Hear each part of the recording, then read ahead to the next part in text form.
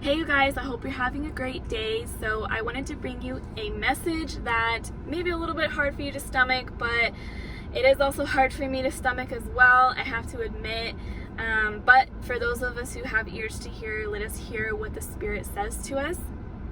Matthew 5:44, Jesus says that we should love our enemies, that we should bless those who curse us, do good to those who hate us, pray for those who spitefully use you and persecute you.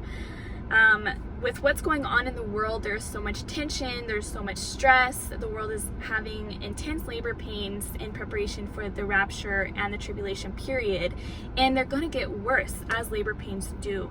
So in that, there is a polarization going on with thinking and opinions, and people are so opinionated about things nowadays that there is division on an international scale and on in the family unit, more on an individual scale. So I'm going to give you two scriptures for that. Jesus says in Matthew 24:7 that nation will rise against nation and kingdom against kingdom.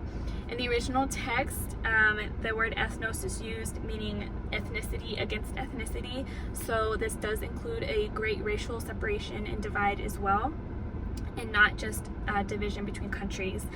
And division will also happen in homes. Jesus says in Matthew 10:36, a man's enemies will be those of his own household, and that's also in Micah 7:6. So Jesus is actually quoting Micah 7:6 when he says this.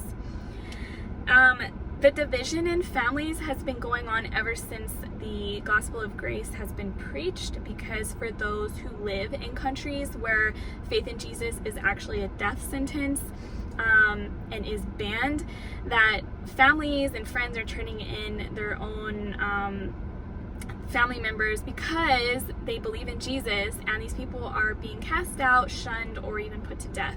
So yes, that division has been going on for a long time. However, it goes deeper than that.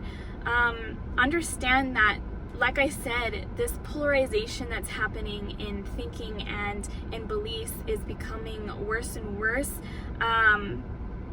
It is creating, as Pastor Tim Henderson says, like it's a triage time for those who truly believe in Jesus, and for those that are of the world, it's creating that divide and that separation.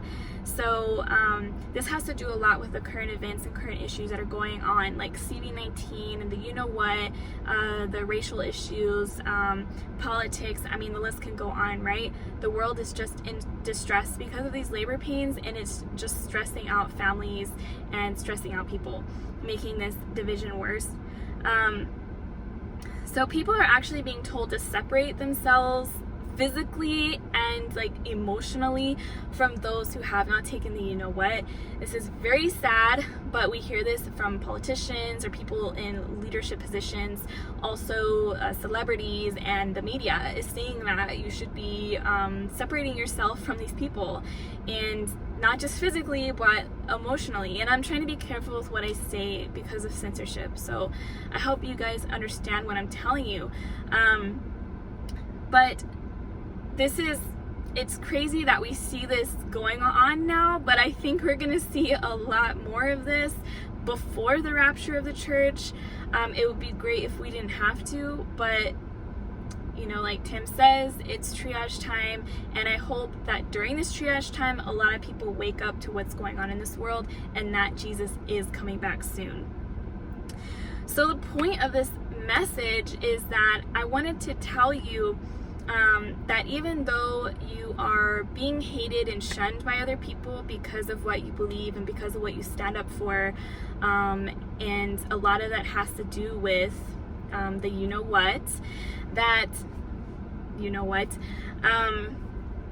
we should be praying for these people, and not just those that are in your family or your friend circle, if they still consider themselves friends with you, but also for world leaders. And that's probably the hardest part for me, because it's so wrong, the agenda that's at play here, and it's really hard for me to pray for these people. And I'm being honest with you guys, I obviously know that I should be praying for these people in leadership positions, and I'm not going to mention any names. I'm sure you guys know who I'm talking about. There's many different people that are pushing this agenda of it's a satanic agenda.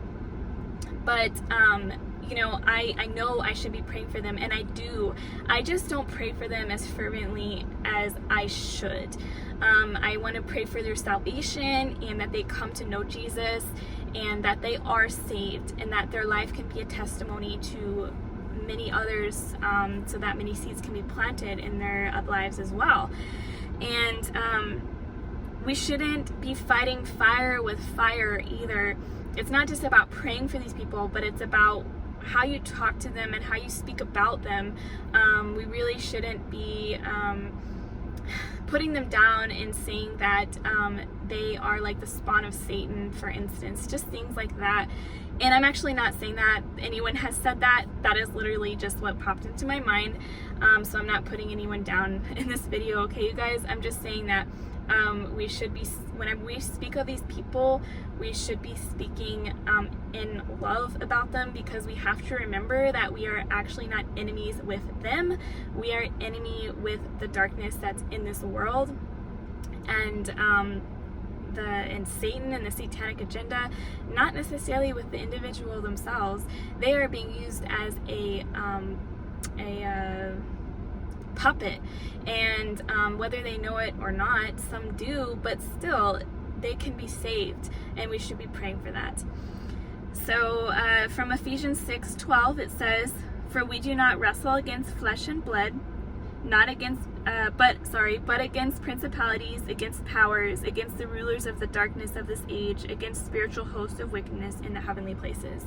That's just a reminder for you guys. And if you look at it in that light, that these people are people, and God loves them, and He wants to draw them into His kingdom.